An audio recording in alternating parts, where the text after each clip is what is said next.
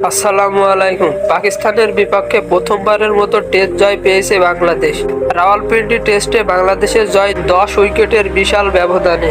এমন জয়ের পর আইসিসি বিশ্ব টেস্ট চ্যাম্পিয়নশিপেও সুখবর পেয়েছে বাংলাদেশ। টেস্ট চ্যাম্পিয়নশিপের পয়েন্ট তালিকায় এক লাফে 8 নম্বর থেকে বাংলাদেশ উঠে গেছে তালিকার 6 নম্বরে। বাংলাদেশের এমন লাফে পেছনে পড়েছে পাকিস্তান। বাংলাদেশের পূর্বের পজিশন 8 নম্বরে নেমে গেছে পাকিস্তান। তাদের নিচে এখন অবস্থান কেবলই ওয়েস্ট ইন্ডিজের।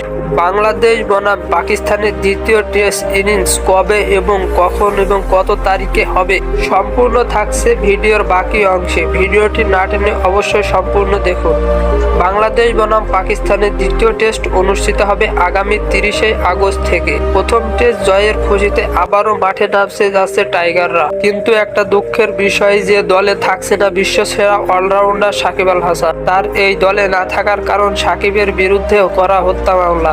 তো দর্শক, সাকিবের দলে না থাকার কারণে বাংলাদেশ কি পারবে দ্বিতীয় টেস্ট জিততে? অবশ্যই কমেন্টে জানাবেন। ধন্যবাদ।